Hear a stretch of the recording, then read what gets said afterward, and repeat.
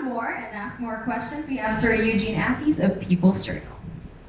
Hi. my my question is yung kasi fast talk. So tapos 20 minutes lang. Hindi ka ba ito ba parang experimental lang or in the future ba magiging 1 hour or 1.5 or something like that? Nandyan po ang aming boss. Malay natin. I think shows evolve, lalo na ang talk, nag-evolve. Meron tayong umpisa, which is good. Where it is gonna go, nobody knows. Malay mo, maging 30 yung 20 at maging mas mahaba. Pero, ang sagot dyan kasi, Jane, alam natin with the presence, with the onslaught of social media, umiba na rin yung attention span ng tao eh. If you are to play in the social media ecosystem, kailangan hindi ka masyado mahaba. So, ako ba'y masaya na 20 minutes lamang, 15 minutes lamang ang text? Hindi. Pero, kailangan aralin natin. Kasi, we are now competing with multiverses and platforms na ang bilis. Di ba? That's the reason also why the show is called Fast Talk. We'll be talking fast. We'll be talking fast. Pero, halimbawa, yung Fast Talk. Fast Talk may not be an interview format. Pero ang dami mong makukuhang kwento sa Fast Talk. A lot of stories, a lot of feelings, a lot of emotions are revealed in that as a tool on Fast Talk. So, tama lamang, hindi natin alam. Pag nakita ng ating mga bosses na it needs to be long, pero ayoko rin talaga na masyadong mahaba. Dahil ang tao ngayon ay gusto na ng mabilisang balitaan. How are you gonna deal with yung mga day-to-day issues? Yan ba may pumutok? Are you not gonna talk about it lengthily? Depende. Ang komentaryo naman kumbaga sa Miss Universe ay 30 seconds lang ang sagot mo. It's the art of how you attack, how you approach, for example, a commentary. So, kung ito yung pananaw, let's go to an example. Pumutok halimbawa sa social media. Meron bang responsibilidad ng mga anak na alagaan ang kanilang mga magulang? Iba-iba yan. Iba-ibang pananaw yon. So, being aware, cognizant of the various opinions na umiikot, titingnan natin kung saan ako puposisyon. Pwede ako puposisyon na ginagalang ko ang inyong sinasabi, pero ako napaka-predictable. You know, I live, and I still live my life for my mother. Babalik ako doon sa, you know when they were talking about it, sabi ko nga, nasa batas yata, hindi po ako sigurado, pero nasa batas natin na responsibilidad ng mga magulang ang alagaan ang kanilang anak, to provide the best for their children, to be able to send them to school, at marami pang iba. Pero batas ng Diyos na merong reward ay to honor your parents, to honor your mother, and that's a fact that's different. Halimbawa, kung anong sinasabi na, titingnan natin. There will also be moments when for the sake of discussion, I may take a different view na hindi ko pinaniniwalaan na pwedeng opinion ng iba. Pwedeng pag tag-ulan, tag-araw ang sinasabi ko lang para lumawak lang yung pag-uusap. I think that's how I'm going to attack that. Last question. How would you deal with mga negative issues, especially with yung mga stars of GMA? I will help the stars of GMA. Yung negativity kasi, lalo na ngayon sa henerasyong ito, has become part of the environment.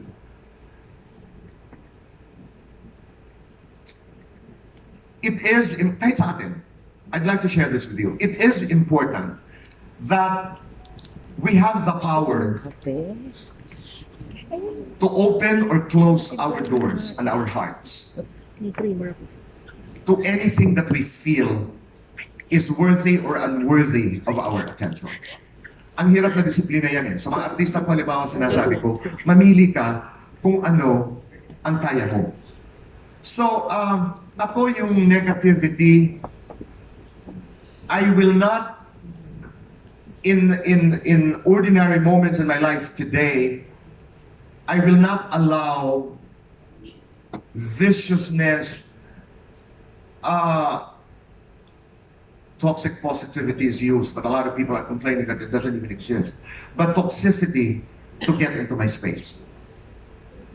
Ayoko talaga. Now, yung reference mo sa GMA7 artists, tulungan.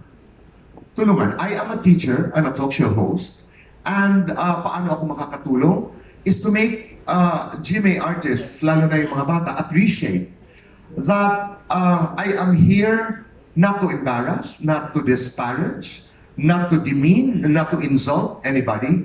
I am here because I am part of the storytelling pool of the industry. It was the great Betty Davis in an interview with Dick Cavett many decades ago. Kasi for the longest time, nagdududa ako dun sa relevance ko as an interviewer. Lalo na noong, I'm sure kayo rin, as reporters and editors, lalo na nung COVID, lalo nung pandemya, sabi ko, ano ba ang halaga ng interview? Some people would say, actor lang ako, artista lang.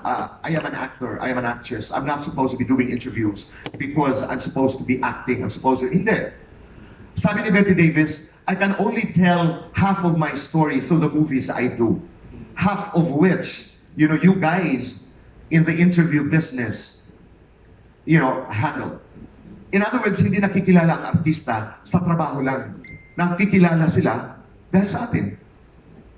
Because we're able to ask the questions. Alam nga naman, umarte sila ng 24 hours. So I know my job, you know your job, and yun ang nais kong ipaunawa na huwag kayong matakot. Bahagi kami ng kwento mo. Bahagi kami ng pagkukwento mo sa publiko na lahat natin pinagsisilbihan. I'd like to be able to do that. As a matter of fact, when I was not with GMA7 yet, I did sessions with GMA artists on doing interviews, how to handle interviews, and many other things. Thank you very much. Salamat, Yuj. Sana mayroon pang isang show na lights on, lights off. Sana, no? Ikaw, lights on, lights off. Lights on. Ikaw talaga? Okay. Thank you so much for Eugene Assis for your questions. And now we are actually opening the floor up for more questions. If any of you guys would love to ask more questions about Fast Talk and of course questions for Tito Boy himself, just please ask for the mic and we will be handing it to you. All right. Hello, good afternoon, Tito Boy. Magandang hapon. You are a friend to all. During our previous press con, na-mention mo na naging madamdamin yung pagpapaalam sa kapila. And now, sinabi mo rin na tinatawagan mo talaga yung mga celebrities na gusto mong i-feature. So, napakalawak na ngayon ng mga, meron tayong mga online celebrities, meron tayong mga politicians na celebrities na rin ang nating tinuturing. So, should we expect Fast Talk with Boy Abunda to feature yung mga iba-ibang celebrities from the other worlds like business or politics and other networks na rin? My contract with GMA7 does not allow me to do politics unless I think unless the politician is involved in anything that is showbizy. For example, Heart Evangelista. And Heart, if you're watching, you have to come to the show. Halimbawa si Heart, ito'y pag-uusapan. Because I'd love to do a conversation. I'd love to do fast talk, kahit fast talk lang with Cheese. Now, do we consider Cheese in this instance as a politician? I will defer to my bosses. Remember, I am in a company. I mean, I work in a company, and that leads me to the next question. Dalawa yun eh. Do we actually feature stars of competition? Palagay ko mahirap yun. That's precisely why competition is there. And let's be honest about it. It's real talk. Why would you, I'm not just talking about GMA 7. This is the rule of competition. So I don't think I would be able to promise you that I would be able to do stories and interviews with people who belong to different channels. And I'm not just talking about one channel. Alam ko yung pinanggagalingan mo because there are stories that do not belong to a network. There are stories that belong to the world. Now, to the third level, doon sa mga neutral artists who are not connected to networks, I will again defer to my bosses, pero palagay ko that's less of a problem. That's less of a problem. Palagay ko papayagan. Kanina lamang tinanong ko si Lilibeth kung ako'y mag-guest sa Family Feud. Because Kylie Versosa is one of my closest friends, and she's with Viva. If I'm not mistaken, pwede. So, and I called Boss Vic. Tinawagan ko rin si Boss Vic. Sinabi ko, Boss Vic, ako'y magsisimula ng bagong palabas. Suportahan mo ako. Ako'y nangikiluhod at nakikiusap. So that's how you play into it. In the real sense of the discussion. Dahil nga fast talk at 20 minutes lang yung program, ano yung sikreto mo, Tito Kuya Boy, kung paano mo nagagawang komportable yung kinakausap mo, at ano yung way mo na kahit sensitive questions na tatanong mo at nakakakuha ka ng sagot dun sa kausap mo? I learned it the hard way. Pero I was not always there. Naalala ko nung nag-uumpisa ako sa Star Talk, ang dami kong mali. When I was doing show and tell, ang dami kong palpak. Ang dami kong pinagdaanang nakakahiya as an interviewer, as a host. I remember, if I go to show and tell, naalala ko, the very first show, there was this big production number of Gretchen Barreto. And then at the end of the show, sabi ko, sandali po pagsalitain niyo ako. Mga kaibigan, bigyan niyo po ako ng 4 na palabas. Alam ko na ho ang gagawin ko. Oo. Totoo ho yun. Pagdating sa Star Talk, ngayon lang, Gorgie, correct me if I'm wrong, no? If Gorgie is here. There was an interview that I did na sabi ni Manay, Lolit, she was managing the talent. Sabi ko, Manay, ano ba ang mandatories? Ano ba ang pwede at ano ba ang hindi? Magalang ako mag-interview. Matapang doon sa pwede, pero magalang. I will not interview a person with the intention of insulting. I will not do an interview with the intention of demeaning, of diminishing a person. I will do an interview because I want to tell a story. So going back to that example, sabi ni Manay sa akin, I am not mentioning the name of the person because he had passed on, out of respect. Sabi niya, tanungin mo kahit ano. So tinanong ko, and I didn't feel good about it. I didn't feel good about it. Dahil hindi maganda. Hindi maganda. How do I make people comfortable? It goes beyond the set. Alam ng tao, alam niyo, na pag umuupo ako sa harap, either as an interviewer or as an interviewee, that aside from being present, aside from being conversant on many things, naghahanda ako. At ang paghahanda para sa akin ay isang pagpapakita sa guest mo na iginagalang mo sila. At sa pamamagitan nun, they know I prepare. They know I prepare. Halimbawa, dati nung nag-uumpisa ako, kailangan maitanong ko ito. Kailangan, I have to be able to say, are you gay? I have to be able to say, are you pregnant? I have to be able to say, hindi. Pag umupo ka, you have to listen to the wind. You have to listen to the body language of your interviewee. Handa ba ito? Ito ba'y nagbubukas? Dinadala ka ba niya doon sa gusto niya? At saka, alam mo din kung ano ang nakaka-violate I have passed that stage of trying to prove that I can. Para sa akin, napagdaanan ko na yun. Pero meron ding mga importanteng tanong na ini-expect ng manonood. Because it is not just about you. It's about your audience. So, alam ko there was a critic dito locally who would say, why do interviewers start sometimes questions by saying, I wanted to ask you this question. Actually, when you say that, you buy time. Nagpapakita ka na it was not an easy process for you to get to that question. Only for me to realize, I was watching Amanpour the other night. She says that, I wanted to ask you this question because I've always wondered. I reviewed most of the tapes, especially when she passed on Barbara Walters. She would always say, I wanted to begin with this question.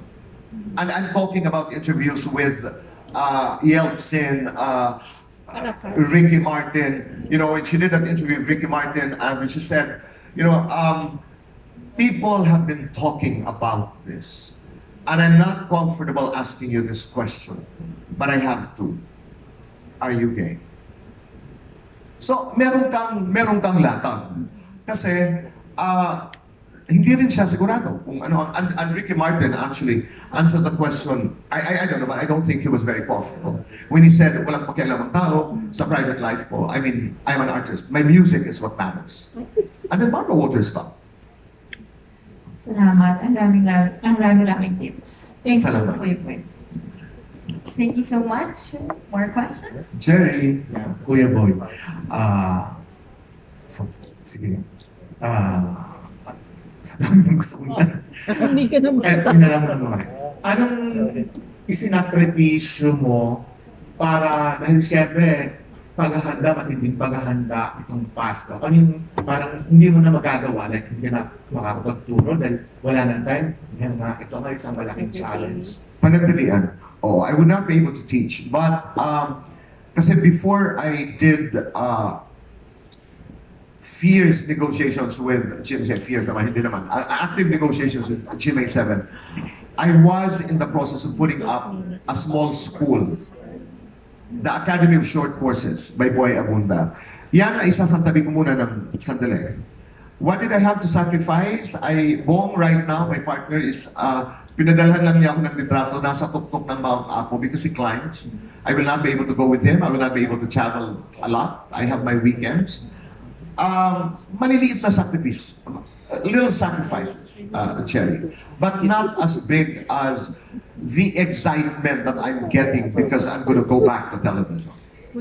Kumusta ang mga pangyayari sa Kuya Boy mula nung pumirma ka, tapos nag-press con dahil sa Astoria, tapos ngayon, eto, malapit na. Mag-umpisa na yung show. Usap ng usap ng usap ng usap kung ano ang magiging palabas. Right after this press conference, I have a long meeting with our creatives. So trabaho ng trabaho ng trabaho ng trabaho.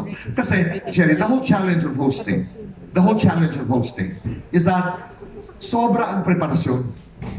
Pagdating mo sa camera, you have to make sure that that doesn't show. Di ba? I mean, that's the whole challenge. Na parang, ang daming ginawa. Pero pag nandun ka na, nag-i-interviewan tayo, parang nagkakatuwaan tayo.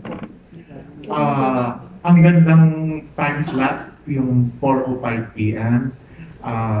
Tapos January 23, the first Monday of the Chinese New Year. Ipinapungsoy ba yan para January 23? You know, I don't know. Pinafeng shui yun, Janine? Pinafeng shui? Hindi. Pero ako, naniniwala ako sa feng shui. And when I was told that 23 was the first show, gustong gusto ko because that's one of my luckiest number. 23 is the address of my home. 23 was the age when I was de-virginized.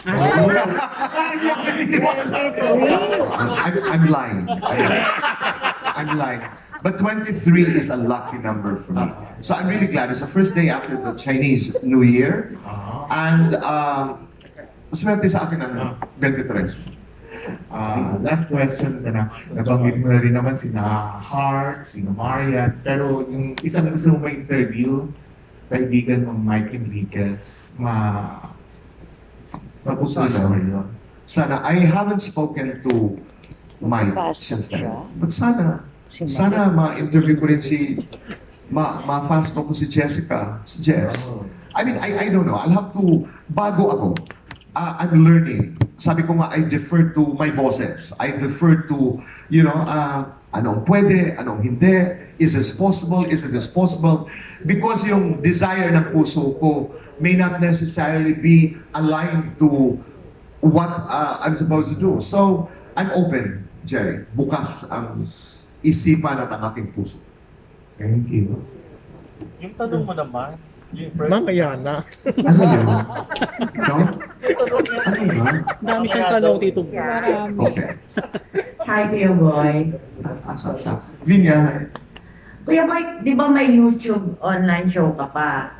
So, wala bang, hindi ba magkakaroon ng conflict? Or sabi mo nga kanina, ikaw kumakausap ng mga guest. So, paano? May masasacrifice ba dun sa show na yon? I will not be doing... Ay, hindi naman ako hindi pinapayagan. Pinayagan ako ng GMA7 na ipagpatuloy ang aking YouTube. Pero, por respeto naman, and I think napaka-decente ng request na ito, huwag naman mauuna ang YouTube ko sa Fast Talk. And I understand that. Halimbawa, if I were to do, halimbawa lang, Marian Rivera on Fast Talk, hindi naman pwede Vinya mauna siya sa YouTube channel ko. Siguro kung meron pa akong anggulo na pwedeng magawa, papaalam ako kung pwede kong magawa halimbawa sa YouTube.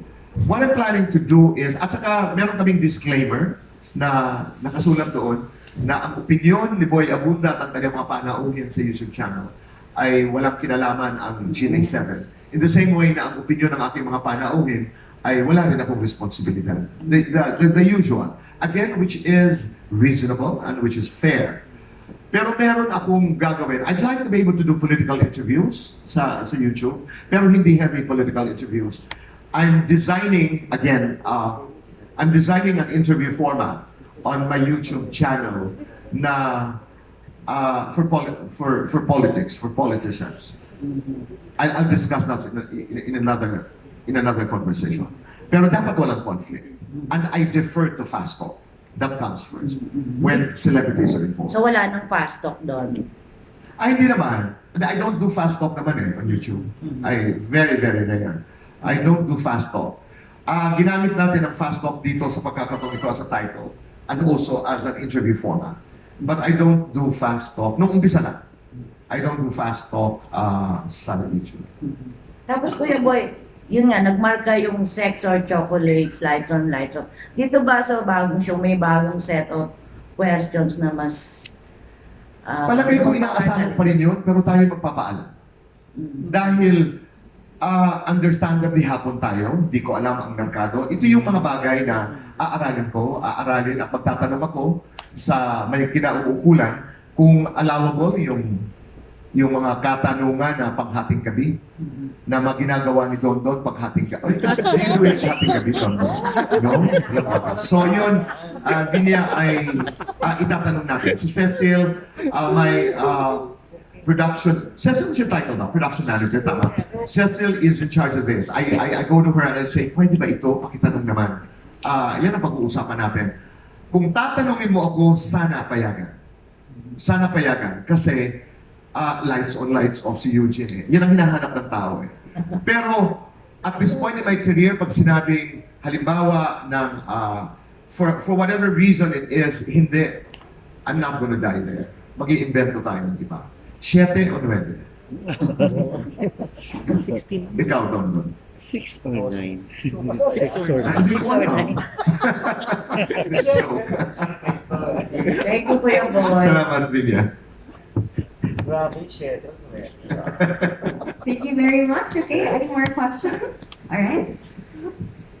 Good evening, Tito Boy. Hello. Kasi when we started to write that you are getting back to television, talagang part ng comments ng mga tao yung you're still commenting about the mahiwagang salamin. Parang you really been identified with that. Can we expect that in Fast Talk or Fast Talk lang talaga? At inumpisan ko yan sa Star Talk. Oo nga. Yeah, I should be able. Pero yun yung nakaka-excite. Ano kaya ang itsura ngayon ng mahiwagang salamin? Abangan. Kasi gagamitin namin. At marami pang ibang tools. Marami pang ibang tools na pakikipag-usap. Pero palagay ko, sa aking opinion, dapat mas madalas ibalik yung mahiwagang salamin. Kung ihaharap kita sa mahiwagang salamin. Salamat. Thank you very much. Any more questions? Any more queries you would want to ask? Erwin Santiago. Okay. Si Irvin talagang itinuro. Oo. Mike? Hi, Irvin. Magpapa-fast talk siya. Fast talk mo si Kuya Boy. Tito Boy, I really wanted to ask this question. Ganda ng lata. Hindi, Tito Boy, kumusta lang namin yung personal life mo? Yung kinikilig ka pa ba? Sabi, oo naman. In love ka pa rin until now. Oo naman. Oo naman. Fast talk talaga. I've been with Bong for a long time. Pero, diretsahan na tayo. Am I absolutely loyal? No. Kung yun ang pinupuntahan natin. Hindi naman No, really. Ako, sasagutin ko yan. But, sinisiguro ko lagi, Irvin, na nakakauwi ako. Oo, nakakauwi ako. And, you know, lalo na sa mga magpa-partners. But I try as much as I can to be as loyal as I can be. Pareho yan. Is Bong perfect? No. Pero nawala ba kami the last decades? We always find our way back home. Our love will always be bigger than our mistakes. Yes, Tito Boy. And ano po yung idea niyo dun sa yung marriage? Yung same-sex union? Sana dumating ang panahon na magkaroon ng same-sex marriage. Takot na takot dito yung ating legislators. Takot na takot na. I was in the Supreme Court nung ito'y inihain ni Attorney Chess Falsis. Ako, I want to be tactical. Ayaw nung tawagin namin marriage, union, pero ibigay niyo sa amin ang karapatan. Let's talk about Japan, which is very conservative. Sana tama ako. Meron na nga sila ngayon ng relationship contract. Kung hindi ako nagkakamali. Taipei has opened up. What's happening to us? Oo, ang sagot doon ay, yan ay isang karapatan na ipinagdadasal ko sana'y dumating isang araw sa buhay natin na hindi na ipagkait sa LGBT people. Sige, Tito Boy. Salamat po. Isa na lang, Sige. Alam mo kung bakit kasi tinanong mo ako sa marriage. I'll go to the decision of Justice Kennedy. Siya yung sumulat ng majority decision sa Amerika when same-sex marriage was granted. Sabi niya, the biggest and the most important reason why we should grant same-sex marriage to the LGBTQIA people, because their desire to be part of the matrimony, of the sacrament of marriage is the biggest proof of how much they respect it. Yun lang ako. Thank you po. Thank you very much. What a great question to maybe end this with a bang. But if we have any more questions, we would love to hear from you. Going once? May follow-up lang. Going twice? Okay, we're all good? Amazing. Okay, wait. May nagtutulog pa? Okay, of course. Space for one more question, definitely. Alright. Hey, Tito Boy. Good evening. May isang question po ako na hindi na itanong nung Victoria. May isang celebrity po ba na takot kayong interview? Ay, tumayo. Kasi mas takot ako, mas maganda. Di ba? Ang sarap mag-interview ng tao kinatatakutan mo. Alam niyo ba na at one point, sinulatan kasing sulat. Sinulatan ko si Oprah Winfrey.